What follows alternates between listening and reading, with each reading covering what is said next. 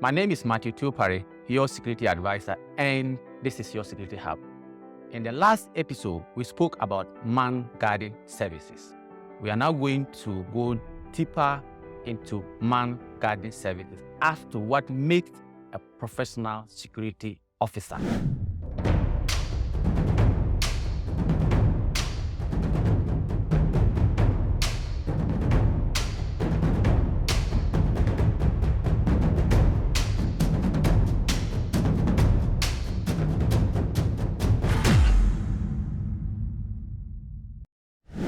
Once you are able to get the right officer by going through the right recruitment process to get the right officer, and the officer is detailed at the locations, there are a number of things that we will need to actually get this officer to the site by way of training. And these are: 1, the officer required what we call a generic training. This training will actually give the officer a certain level of understanding by way of why the person should be a security officer. Basic. Every security officer requires this. 2, we also require what we call a specific training. This specific training is actually tailored towards whether it's a home security by way of residence, whether it's a hotel security. You require this to be able to do an effective man guarding services in that facility, or if it is going to be a factory. So this training is equally required to make a professional security officer. And finally, you require what we call a universal training for those officers who will be relieving these officers that are actually assigned at specific places. And let me explain to you what the universal training is about. When you have an officer who is moving from a residential facility to a hotel facility and into a factory, this officer then requires to have a complete understanding of what actually happens at the residential facility. The officer also required to have a complete understanding of what actually happened in a factory as well as a hotel. And this training is what we call a universal training.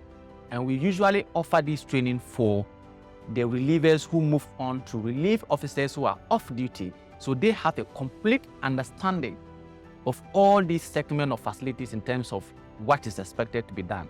Once you offer these things to the security officer and you deploy the officer onto the ground, then you will need what they will call an effective supervision.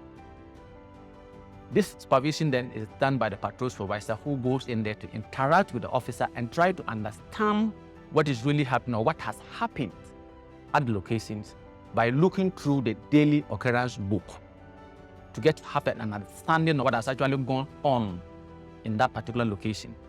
Once you have a briefing through the officer, you will then take a walk with the officer within the facility and try to see if there's any new risk that you might have identified that is different from the initial risk assessment that we have conducted, and advise the client accordingly. If all of these things are done and the officer or the supervisor is convinced that the officer is actually going by the specific training that is given, then the officer will be on top of the game by ensuring that the reason why he is detailed there is actually delivering or discharging his duties in accordance with that. Once this is done, the next component then moves on to the alarm response service. The security officer is not just standing alone. He's connected to our 24-hour control room. At Go Security here, this is what we do. We believe that a teamwork well connected.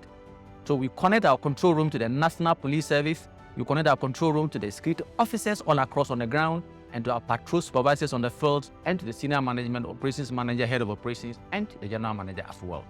This helps the guard to be able to communicate to our control room effectively in the unlikely event of any attack or any other issue that the guard alone is not able to attack or actually address properly. When you talk about false command that the guard is not able to apply alone, then the guard will activate the alarm that then comes into our control room, and our control room will dispatch an alarm team to be able to assist and support this officer on the ground to be able to actually discharge an effective duties in this course. For a professional security officer, you will need to cover all these elements, and that will have to do with having the well-trained security officer details. This officer will have to be supervised by a supervisor who understands the duties and responsibilities of the man guarding services. of which the officer is detailed. And this same officer also needs to be connected to our 24-hour control room. That gives him the support to our alarm response team and to the national police. And these three elements are essential to make an officer a professional security officer. This is what sets Go Security apart. We have a functionable security control room that is connected to the national police. We are able to communicate with them. It's connected to our alarm response. We have a very effective and sound, one of the best training school, which we use to go through the processes to be able to get an effective security officer. Getting an effective security officer is about the systems, putting in the right system, getting in the right process, and this is what we do. And I will actually encourage any potential client to probably walk in and have a look, just to see the systems, the structures, and why, where, and how do we actually come out with the product that we deployed in your facility.